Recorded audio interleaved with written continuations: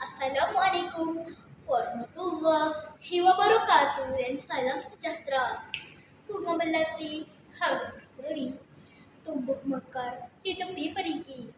Marilah kita mendengar kisah ini penuh teladan penyuluh diri. Yang dihormati para hakim yang arif lagi bijaksana, guru-guru dan rakan-rakan sekalian.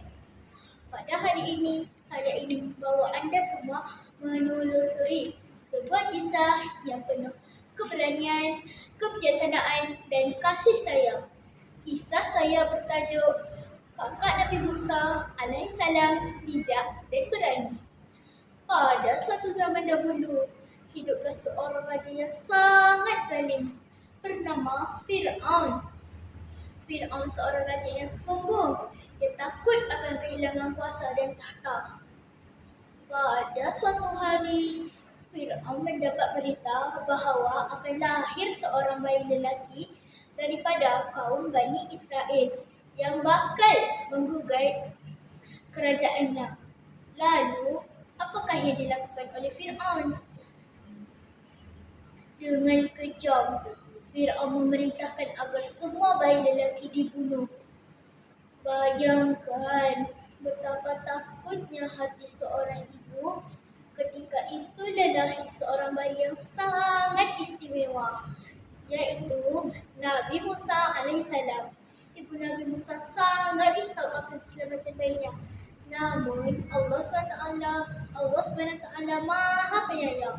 Allah memberi ilham kepada ibu Nabi Musa supaya memasukkan Nabi Musa ke dalam sebuah peti, lalu menghanyutkan ke sungai.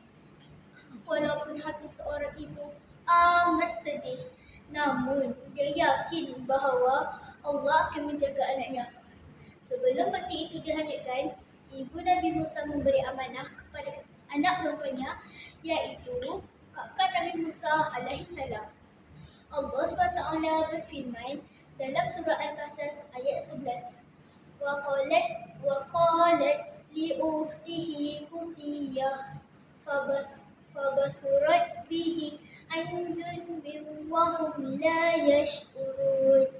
Maksudnya, dan ibu Nabi Musa berkata kepada kakaknya, ikutlah dia. Maka kakaknya memperhatikan dari jauh, sedang mereka tidak menyadari. Subhanallah, ayat ini menunjukkan bahawa kakak Nabi Musa seorang anak yang taat dan amanah. Walaupun masih kecil, dia tidak menangis, dia tidak panik, dan dia tidak takut. Sebaliknya, dia mengikuti peti kecil adiknya dari jauh dengan berhati-hati. Air sungai terus mengalir. Peti kecil itu bergerak perlahan, semakin jauh, sehingga akhirnya peti itu tiba di sebuah tempat yang tidak disangka-sangka, iaitu istana Fir'aun. Isteri Fir'aun ternampak peti itu lalu membukanya. Alangkah comelnya bayi kecil itu, hatinya terus dipenuhi kasih sayang. Lalu dia berkata kepada Fir'aun agar bayi itu tidak dibunuh. Namun berlaku satu masalah besar. Nabi Musa tidak mahu menyusu dengan sesiapa pun. Ramai wanita telah dipanggil, tetapi Nabi Musa tetap menolak. Semua orang menjadi risau. Ketika itulah kakak Nabi Musa tampil dengan penuh keberanian. Dia berkata, mahukah aku tunjukkan seorang wanita yang boleh menjaga bayi ini dengan baik? Semua orang bersetuju. Tahukah siapa wanita itu? Wanita itu ialah ibu Nabi Musa sendiri. Subhanallah, dengan kebijaksanaan dan keberanian kakak Nabi Musa alaihissalam, akhirnya Nabi Musa kembali semula ke pangkuan ibunya dengan selamat. Benarlah janji Allah SWT. Allah tidak pernah meninggalkan hambanya yang sabar dan bertawakal. Para hadirin sekalian, daripada kisah ini kita belajar bahawa usia bukan penghalang untuk menjadi insan yang hebat. Walaupun masih muda, kakak Nabi Musa sangat bijak dan berani. Dia juga sangat menyayangi keluarganya.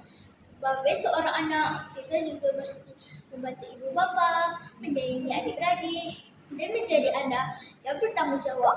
Rasulullah SAW bersabda, Orang mukmin yang kuat lebih baik dan lebih disukai Allah daripada mukmin yang lemah. Hadis riwayat Muslim. Hadis ini mengajar kita supaya menjadi anak yang kuat iman, kuat semangat dan berani melakukan perkara yang baik. Kakak Musa dicekal menjaga adik penuh bekal. Bijak berfikir akal yang kekal menjadi contoh amat terkenal. Walau kecil jangan menyerah, hadapi cabaran jangan menyerah.